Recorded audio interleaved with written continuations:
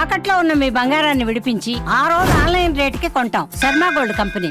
నమస్కారం అండి, సుమన్ టీవీకి స్వాగతం. నేను గీతాంజలి. ప్రస్తుతం మనతో పాటు ఉన్నారు వైదిక ఆస్ట్రాలజర్ గోనుగుంట్ల సురేష్ బాబు గురువు గారు. వారితో మాట్లాడి ఈ మార్చి 10 నుంచి గురు అనుగ్రహం అనేది ఒక 3 నెలల పాటు ద్వాదశ రాశుల వారిపైన ఏ విధంగా ఉండబోతుందో గురువు గారి మాటల్లో విని తెలుసుకుందాం.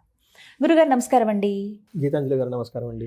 చాలా సంతోషం మీతో మాట్లాడడం. చాన్నాళ్ళు అయిపోయింది, ఎప్పటి నుంచో అనుకున్న సమయం రావాలి దేనికైనా. అంతేనండి. గురుగారు, మరి గురువు వక్రగతి నుంచి మళ్ళీ యథాస్థానానికి వస్తున్నారు మార్చి 10వ తారీఖు నుంచి అని విన్నాము. మరి ఈ సందర్భంగా ద్వాదశ రాశుల వారికి గురువు ఎలాంటి అనుగ్రహాన్ని అందిస్తారు? ఎందుకంటే గురువు అనగానే ఎప్పుడూ అనుగ్రహించే గ్రహం అని చెబుతూ ఉంటారు కాబట్టి, మరి ఆ బృహస్పతి గురువు ఎలాంటి అనుగ్రహం అందిస్తున్నారు, ఏ ఏ రాశుల వారికి ఎలా ఉండబోతుందో తెలియచేస్తారా? ఓం గం గణపతియే నమః. స్వర్ణలక్ష్మి నమస్తే అస్తు. పరబ్రహ్మ స్వరూపిణి రాజ్యం దేహి ధనం దేహి సర్వ కామాంచ దేహి మే. స్వర్ణలక్ష్మి అమ్మవారు ప్రతి ఒక్కళ్ళకి పరమానందంగా ఉండే ఒక బ్రహ్మ జ్ఞానాన్ని ఇవ్వాలి. ప్రతి ఒక్కళ్ళు తమ కళ్ళతో హోలిస్టిక్గా ప్రతిదాన్ని చూడగల ఒక సామర్థ్యం మనకి ఇవ్వాలి. అలా ఇచ్చే ఒక శక్తి స్వర్ణలక్ష్మి అమ్మవారికి ఉంటుంది.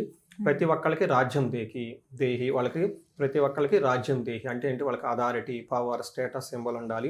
ధనం దేహి, విపరీతంగా ధనం ఉండాలి. సర్వకామాంచ సిద్ధి, ప్రతి ఒక్కళ్ళకి వాళ్ళ మనసులో ఎలాంటి కోరిక కోరుకున్నా ఇమ్మీడియట్గా తక్షణం నెరవేరాలి అని చెప్పేసి స్వర్ణలక్ష్మి అమ్మవారిని. మనకు వివేకం ఉండాలి. ఏ పని చేసినా కానీ రాంగ్ డెసిషన్స్ మనం ఏది చేసుకున్నా కానీ 10 ఏళ్ల తర్వాత 15 తర్వాత అయ్యో ఆ భూమి కొన్నాను, రాంగ్ డెసిషన్ ఇప్పుడు రియలైజ్ అవుతూ ఉంటాం. అలా రాంగ్ డెసిషన్ చేసుకోకుండా ఇంటెలిజెన్స్, బుద్ధి మనకు ఉండాలి. కాబట్టి గణపతి మనకు అది ఇవ్వాలి. ఈ 2 ఉంటే చాలు. వివేక వైరాగ్యం ఉంటే లైఫ్ అంతా హ్యాపీ అంట ఆది శంకరాచార్యులు చెప్తూ ఉంటారు. ఇందులో మీరు అడిగిన విధంగా గురువుని గురించి చాలా ఇంపార్టెంట్ అండి. గురువు బ్రహ్మ, గురువు విష్ణు అంటారు. అంటే మనకున్న ఎన్నో జన్మల కర్మల మొత్తాన్ని కరిగించి ప్యూరిఫై చేసి సన్మార్గంలో పెట్టే ఒకే ఒక శక్తి గురువుకు ఉంటుందండి. అందుకనే ఆయనకి బ్రహ్మ విష్ణు కంటే కూడా ఇంకా పెద్ద అని చెప్తూ ఉంటారు అనమాట. మనం లలిత సహస్రనామం చూసుకున్నా, లేదంటే విష్ణు సహస్రనామం చూసుకున్నా, ఎలాంటి స్తోత్రాలు చూసుకున్నా కానీ, ఎలాంటి పెద్ద పెద్ద హోమాలు చేసినా కానీ ముందు గురువుకి ప్రార్థన చేయకుండా ఏది చేసినా కానీ అది కలవదు. గురువుకి నమస్కారం చేయకుండా వెళ్ళినందుకు ఇంద్రుడికి ఇంద్ర పదవి పోయింది, బ్రహ్మపాతం చుట్టుకొని ఇంకా మళ్ళీ ఆయన స్వర్గం రాలేదు. ఆ తర్వాత అది ఇంకా డిఫరెంట్ స్టోరీ. వాళ్ళ వైఫ్ అదంతా మళ్ళీ గురువు దగ్గరికి వెళ్ళేసి అది పెద్ద ప్రొసీజర్ అనమాట. అంత పెద్ద శక్తి ఉంటుంది ఆ గురువుకి. చూడటానికి చాలా సింపుల్ గా ఓకే లోన్ ఏదో సంధ్యావందనం చేసుకుంటా, మంత్రాలు చదువుకుంటా ఏదో లాగా ఉంటుంటారు అనమాట. బట్ వాళ్ళ చూపుకి, వాళ్ళ దృష్టికి, వాళ్ళ యొక్క ప్రెజెన్స్ కి చాలా ఇన్ఫ్లుయెన్స్ ఉంటుంది అనమాట. మనకి ఈ కాలంలో కనుక చూసుకుంటే గురువు ఎవరు అంటే అడ్మినిస్ట్రేటర్, ఓకే, ఈజ్ అ మంత్రి. సో మేనేజ్మెంట్ స్కిల్స్, ఎవరైనా కనుక మేనేజ్మెంట్ పదవిలో ఉన్నారు అంటే, లేకంటే రాజరిక పదవిలో ఉన్నారు అంటే, అధికారం ఉందంటే వాళ్ళ పక్కన గురువు కంపల్సరీ ఉండాలి. ఒక గురు దృష్టి రాజు ఈ సూర్యుడు దృష్టి ఉంటే వాళ్ళు మంచి సీనియర్ లెవెల్ పొజిషన్లో అయిపోతారు. 10 మందిని నాయకత్వ లక్షణాలు ఉంటాయి అని చెప్తూ ఉంటారు. ఎప్పుడైతే గురు దృష్టి లేదో, శని దృష్టి ఉందో, వాళ్ళు రాజరికం వచ్చినా కానీ దాన్ని కాపాడుకోలేక కోల్పోతారు అని చెప్పేసి చెప్తూ ఉంటుంది. కొంతమంది పొలిటీషియన్ వాళ్ళు నా దగ్గరికి వస్తుంటారు, ఏమంటే ఇప్పుడు నాకు పదవి వస్తుందా, ఉంటుందా, పోతుందా అని అడుగుతూ ఉంటారు అనమాట. ఈ కాంబినేషన్ మనం చూసేది. సో గురువు ఈజ్ ద వెల్ ప్రొటెక్టర్ అండి. సో మనకి గురువు ఏం చేస్తారు? ఫండమెంటల్ బేసిక్ క్వశ్చన్ చూసుకుంటే ఫస్ట్ ఆయన మనకి ధనాన్ని ఇస్తారండి. చాలా మందికి తెలియదు. మనకి గురువు ద్వారానే మనకి ధనం వస్తుంది. ఎవరైనా కనుక సరిగ్గా ధనం రావట్లేదు అనుకుంటే గురువుని ఇగ్నోర్ చేస్తున్నారు. అందుకని గురు సేవ చేసుకుంటే, శుశ్రూష చేసుకుంటే నిదానంగా ధనం వస్తుంది. తర్వాత సంతానం, తర్వాత జ్ఞానం, తర్వాత ఇలా అన్ని అనమాట. వేదిక నాలెడ్జ్, భక్తి, ఆధ్యాత్మికత, ధర్మచింతన ఇవన్నీ గురువు ద్వారా వస్తూ ఉంటాయి అనమాట. అందుకని ఈ గురువు సరిగా ఉంటే అన్ని సన్మార్గంలో ఉంటుంది. లక్ష్మీదేవి కూడా గురువుని ఫాలో అవుతూ ఉంటుంది అనమాట. ఎందుకంటే ధర్మాన్ని కాపాడతాడు కాబట్టి. ఏది ధర్మం, ఏది అధర్మం అని మనకు ఎలా తెలుస్తుంది? ఎవరో ఒకరు చెప్పాలి కదా. ఆ సోర్స్ గురువు అనమాట. అందుకని చెప్పేసి లక్ష్మీదేవి వాళ్ళ అన్నగారు శుక్రాచార్యుడు కూడా గురువే ఆయన. అందుకని చెప్పేసి జ్ఞానము ఎక్కడ ఉంటుందో, ధర్మం ఎక్కడ ఉంటుందో లక్ష్మీదేవి వాళ్ళని ఫాలో అవుతుంటుంది అని చెప్తూ ఉంటారు. సో ఈ సందర్భంగా గురువు మొన్నటిదాకా రివర్స్ వెళ్ళిపోవటంతో దాని యొక్క ఇంపాక్ట్ 12 రాశులకి ఏంటి, ఇప్పుడు మరలా సన్మార్గంలో రుజు మార్గంలో రావడంతో వాళ్ళ యొక్క ఇంపాక్ట్ ఏంటి 12 రాశులకు చూద్దాం. తప్పకుండా. గురుగారు, కుంభరాశి వారికి గురు ప్రభావం ఎలా ఉండబోతోంది? అంటే ఏలినాటి శని చివరి అంకంలో ఉన్నారు వాళ్ళు. దాదాపుగా ఎక్కడో ఒక ఆశ చిగురుస్తుంది. ఇన్నేళ్లు బాగోలేని వాళ్ళకి పోతూ పోతూ మంచి చేసే వెళ్తాడులే అని ఆశ. ఒకవైపు ఏమో ఇబ్బందిగా అనిపిస్తుంది అంటారు. అసలు ఏం జరుగుతుందో అర్థం కాని స్థితిలో ఉండిపోయారు కుంభరాశి వారు. మరి ఈ మార్చి 10 తర్వాత గురువు స్థితి బట్టి ఎలా ఉండబోతోంది వారి జాతకం?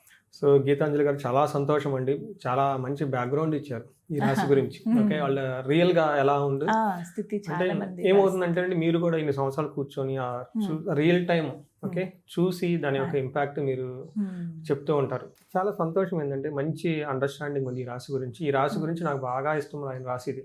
అవునా? ఇందులో ఉన్న ఒక నక్షత్రం అంటే నేను ఈ సుమన్ టీవీలో నా కెరీర్ స్టార్ట్ అయినప్పుడు అన్ని నక్షత్రాలు చేసుకుంటూ పోతున్నప్పుడు శతభిష నక్షత్రం దగ్గరికి అంతకుముందు ఏదో వైరల్ అయ్యాయి 1000 2000 అదే వద్దామా అసలు ఈ టైం ఇదంతా అసలు అవసరమా ఈ కెమెరాలు ఇది అనుకుంటుంటూ ఉండేవాడిని నేను.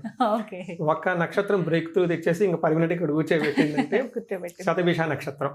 ఇలా షూట్ చేసి అయిపోయాము, అప్లోడ్ చేసేసారు. నెక్స్ట్ డే చూస్తే 12,000 అయింది వైరల్, 12,000 అయింది. అది దాదాపు 70,000 దాకా పోయింది. అందులో నుంచి చాలా మంది కాల్స్ కూడా వచ్చాయి. వాళ్ళు అక్కడి నుంచి అంటే ఈ నక్షత్రం బాగా బ్రేక్ త్రూ ఇచ్చింది అనమాట. అప్పుడు 3 years బ్యాక్ కదండి, ఏలినాడ్స్ అని విపరీతంగా ఉందండి. వీళ్ళు 10 calls వస్తే 2 calls వీళ్ళ దగ్గర నుంచి వచ్చాయి. అసలు వాళ్ళు చెప్పి ఆ రియల్ టైం కేసు చెప్తే వీళ్ళు భయపడిపోతారండి. నేను అందుకని చెప్పను. ఆ రియల్ టైంలో ఉన్న సిచ్యువేషన్స్ ఒకసారి భయపడి చెప్పిన ఎమోషన్లో అంటే నెగిటివ్ కామెంట్స్ వస్తాయని భయపడిపోతాను, నేను చెప్పను. నేను వాళ్ళు చెప్పిన ఆ షేర్ అంటే అప్పుడు ఆ ఫీడ్బ్యాక్ వాళ్ళు ఇచ్చిన ఎమోషన్స్ అంతా చూసి చాలా బాధపడేవాడిని నేను. అంటే నేను కూడా మనిషినే కదండి, అన్ని బాధలు పడుతూ ఉంటాను. అయితే లాస్ట్ ఇయర్ ఇదే టైంలో మన ఉగాది రాశి ఫలాలు చేసినప్పుడు ఆ ప్రాబ్లమ్స్కి ఒక చెక్ పెట్టిన గ్రహం ఏంటంటే గురువు అండి. వాళ్ళకి ఆ పీక్ టైంలో వాళ్ళకి సూపర్ అండి. అసలు ఆ గురువు మారక ముందు ఇప్పుడు గురువు వీళ్ళకి మంచి ప్లేస్ లో ఉన్నాడు. 5వ స్థానంలో గురువు ఉన్నారండి. 5వ స్థానంలో గురువు ఉంటే మహాభాగ్య యోగం, లక్. ఈ గురువు లేకముందు ఎన్ని ఇబ్బందులు పడి అన్ని ఇబ్బందులు అండి. చాలా కాల్స్ వచ్చాయండి నాకు. 10 calls లో 2-3 calls ఇప్పుడు ఈ మధ్య రావట్లేదు, తగ్గిపోయినాయి. వాళ్ళకి ఇంటెన్సిటీ తగ్గిపోయింది. అలా ఒక గ్రేట్ క్రైసిస్ నుంచి మళ్ళా వీళ్ళకి పైకి తీసుకొని వచ్చేసిన గ్రహం ఏంటంటే గురు గ్రహం అండి. అంటే ఈ గురువు వీళ్ళకి రేపు జూన్లో మారబోతూ ఉన్నారు. బట్ ఆ వరకు శని కూడా పోతుంది కాబట్టి ఓవర్లకు బ్యాలెన్స్ అవుతుంది. అంటే మనం బాగా మోస్ట్ క్రైసిస్లో ఉన్నప్పుడు కాపాడే గ్రహం ఒకటి ఉంటుందండి. ఇది వీళ్ళకి చూసే వాళ్ళకి తెలుస్తుంది, తెలవదు కానివ్వండి. జ్యోతిషం ఎనాలిసిస్ చేసేవాళ్ళు మాకు తెలుస్తుంది. ఈ గ్రహం వాళ్ళకి చాలా చాలా కాపాడిందండి. ఇప్పటికి కూడా వాళ్ళకి బ్యాక్ బోన్ లాగా ఉండి ఏమంటే ఉధృతిలో కొట్టుకుపోకుండా ఒక పోల్ అనేది పట్టుకొని వాళ్ళకి నిలబెట్టి లైఫ్ ఇచ్చిన గ్రహం గురు గ్రహం అండి. లాస్ట్ 2-3 months నుంచి కొంచెం ఇబ్బందులు ఉన్నారు. ఎందుకంటే వక్రీకరణ జరగటంతో ఇప్పుడు ఇది మామూలుగా రుజు మార్గంలో రావడంతో మహర్షులు ఇది ఏం చెప్పారు, నేను చెప్పలేదండి, వాళ్ళు చెప్పారు. ఏం చెప్పారు? అర్ధచ్చ ధనం వస్తుందంట.